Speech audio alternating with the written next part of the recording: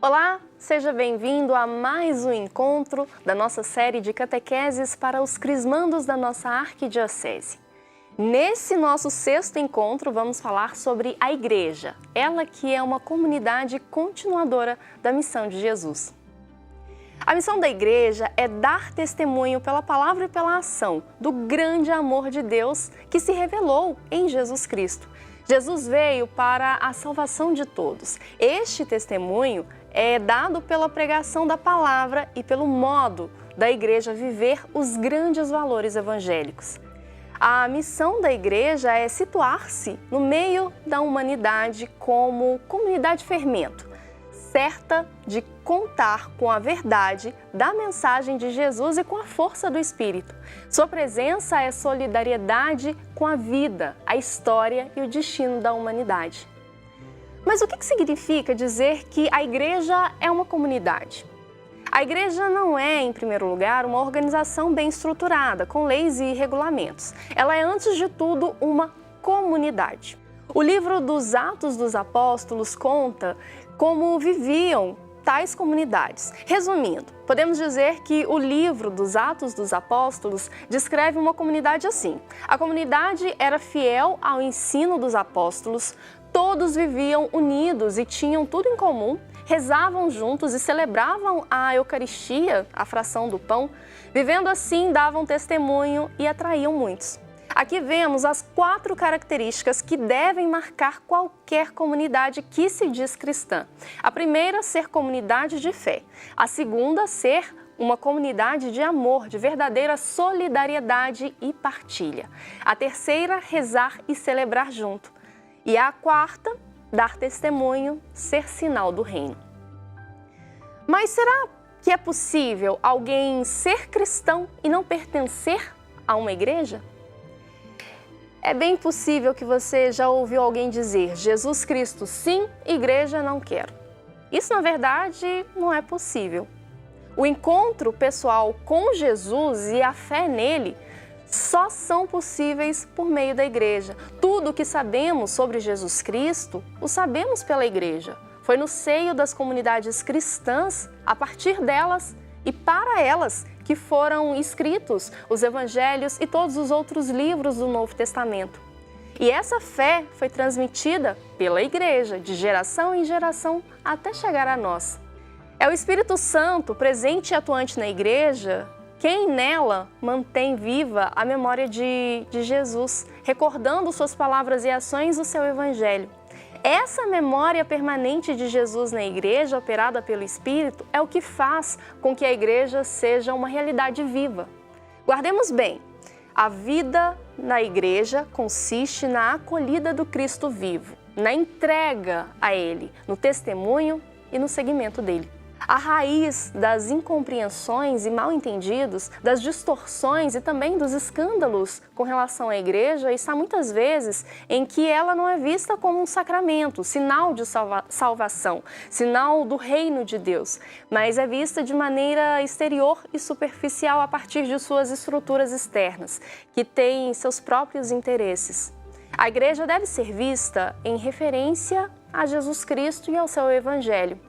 Quando nela pensamos, não podemos identificá-la somente com padres, bispos, ou seja, a hierarquia, mas como a comunidade dos que seguem a Jesus e querem viver o seu Evangelho e por ele são santificados. Fé em Cristo, vida recebida de Cristo, união com Cristo, só se dão no seio da comunidade dos fiéis, unidos com o seu Senhor.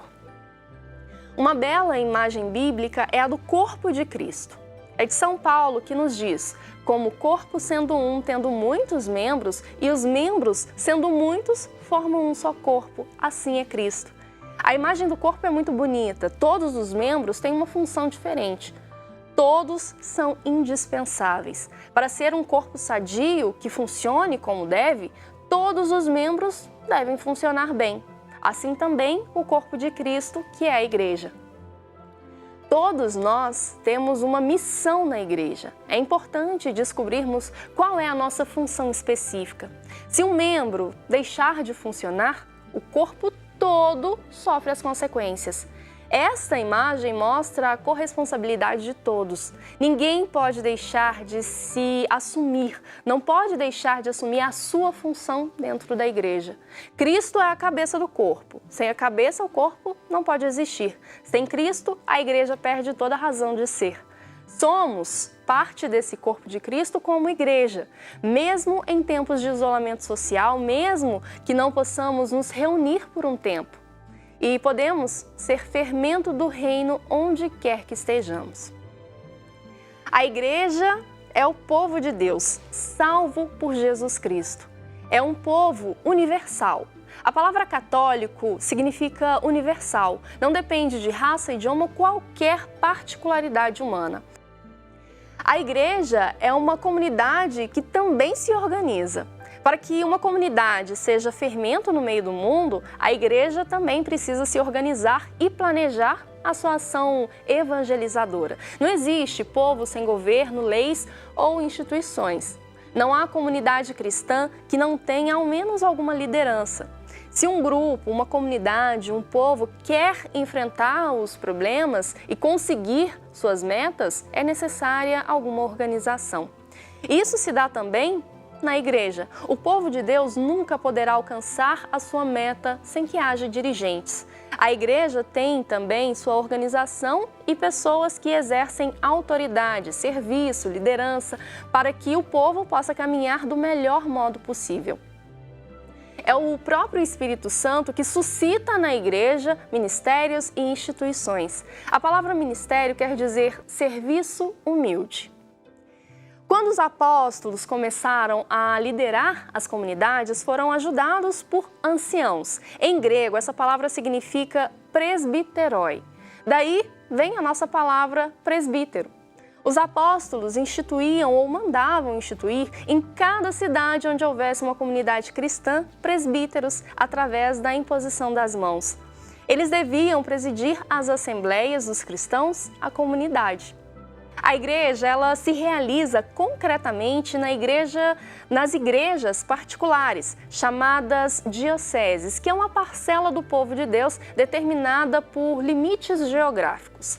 Cada igreja particular tem à frente um bispo, às vezes ajudado por bispos auxiliares. O bispo é o fundamento da unidade de sua diocese. A igreja particular, a diocese, só se faz com a soma das comunidades existentes. É por ser particular que congrega o povo de Deus de um lugar ou região, conhece ali de perto a vida, a cultura, os problemas dos seus integrantes e é chamada a gerar ali, com todas as forças, sob a ação do Espírito Santo, a evangelização, a promoção humana, o amadurecimento da fé. Com o crescimento da igreja e também o crescimento territorial, as dioceses foram se dividindo e formando novas dioceses. No meio delas, aquelas mais relevantes ou mais antigas foram chamadas de arquidioceses. Arqui em grego significa primeiro. Na arquidiocese, como é o caso da nossa arquidiocese aqui de Belo Horizonte, se encontra um bispo que tem o título de arcebispo. O nosso é Dom Valmor Oliveira de Azevedo. Os bispos dão prosseguimento à missão de Cristo de coordenar e orientar o povo de Deus, anunciar a palavra e continuar a ação salvadora de Cristo através dos sacramentos. O bispo não é somente pastor da sua diocese, mas também tem a corresponsabilidade no governo da igreja toda. O bispo de Roma, o Papa, sucessor do apóstolo Pedro, ocupa um lugar de liderança dentro desse governo da igreja no mundo todo. Uma diocese e arquidiocese possuem um conjunto de paróquias. Nas paróquias existem os Conselhos de Pastoral Paroquial, CPP, que junto com o padre coordena a caminhada pastoral. A ação evangelizadora da paróquia verifica os desafios e o que é necessário realizar para que a paróquia seja sinal do reino de Deus e esteja em sintonia com a caminhada da arquidiocese. A paróquia é a comunidade de comunidades, pastorais e movimentos. A paróquia precisa ser a família das famílias, a grande família. Ou ainda, uma fraternidade animada pelo espírito de unidade, que gera unidade. A nossa Arquidiocese de Belo Horizonte é uma grande rede de comunidades de fé, formada por quase 300 paróquias e aproximadamente 1.500 comunidades de fé. Está presente na capital mineira e em outros 27 municípios da região metropolitana de Belo Horizonte. 5 grandes regiões episcopais integram seu território: Nossa Senhora Aparecida, Nossa Senhora da Conceição, Nossa Senhora da Esperança e Nossa Senhora da Piedade, Nossa Senhora do Rosário. Cada região é coordenada por um bispo auxiliar.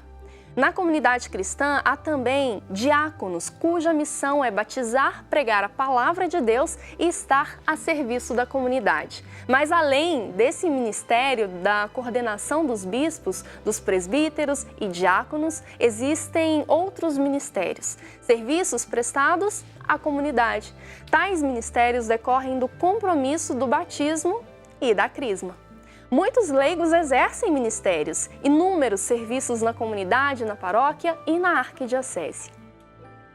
Na igreja atuam também os religiosos, padres, irmãs, freiras e irmãos. Eles são membros de uma congregação religiosa, como os franciscanos, as beneditinas, os salesianos e outros.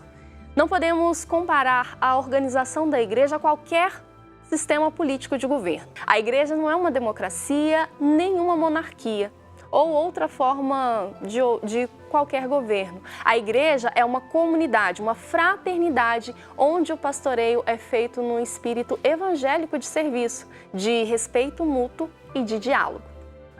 Agora eu te pergunto, e você? Você conhece bem a sua paróquia? Você faz parte de alguma comunidade da sua paróquia?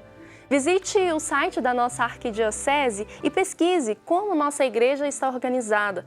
Você vai descobrir muito mais do que lembramos aqui. Verifique também em qual região episcopal que está situada a sua paróquia. Nosso encontro de hoje fica por aqui. A gente se vê na próxima semana. Até lá!